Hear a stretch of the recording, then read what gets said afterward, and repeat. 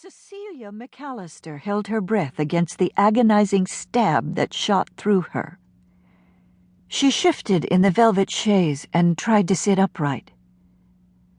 When the pain subsided, she straightened the Afghan and lay back on the pillows, breathing heavily. The slightest movement was a monumental effort now. Just getting from the bed to the chaise could sap her energy for half a day. Still, she was determined not to give in. The hospital bed, that hideous metal monster, with its electronic controls, brought into this room 8 months ago and installed in the corner, was her coffin. If she stayed there, she would die. She was certain of it. As long as she could get up and move to the chaise, have Vesta fix her hair and put on a little makeup, wear a nice bed jacket, hold a book on her lap, she might fend off the intruder for a little while longer. It was a futile deception, but at least for the time being she might fool Death into believing he still had a fight on his hands. Her breath came a little easier, and Cecilia looked around what once had been the music room of the massive house. What echoes this room held, with its grand piano and big bay windows looking over the garden. Memories of singing and laughter and voices calling her name. When she sat like this, with her back to the hospital bed, she could almost believe things were now as they once had been. She could see flowers blooming beyond the patio and watch spring storms building over the mountain vistas beyond. From the very beginning, this one room had been her refuge, her sanctuary, the single corner of the world where she felt alive and whole and... She could barely think the word normal. Nothing had been normal for years. And now, facing the inevitable repossession of her soul, Cecilia was forced to consider what might have been. If only she had claimed the power years ago to say no to her husband.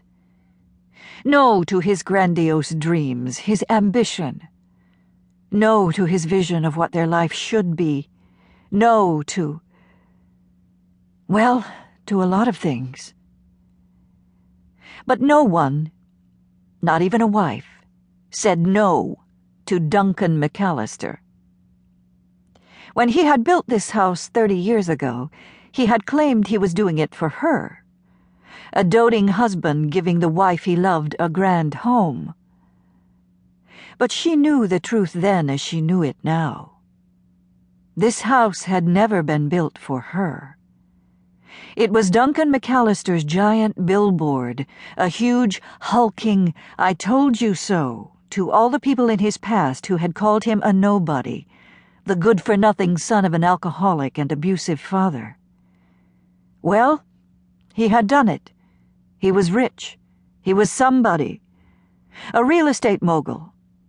Mayor of one of the top 10 small towns in America. An icon. An idol. There was even talk of erecting a statue in his honor on the neatly trimmed town square. Her husband had proved himself, Cecilia mused.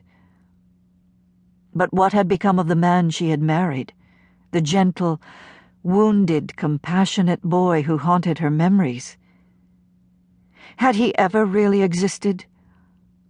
Or had he only been a product of fantasy and imagination and wishful thinking? She willed the question away. She didn't have enough years left, or enough energy, to answer all of life's dilemmas. You couldn't pull every loose thread, or the whole thing would unravel.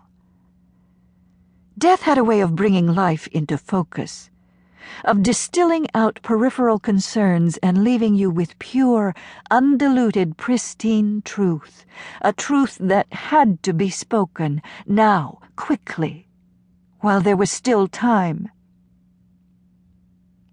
A line from Keats wandered through her drug-fogged mind. Truth is beauty. Beauty, truth. Cecilia shook her head.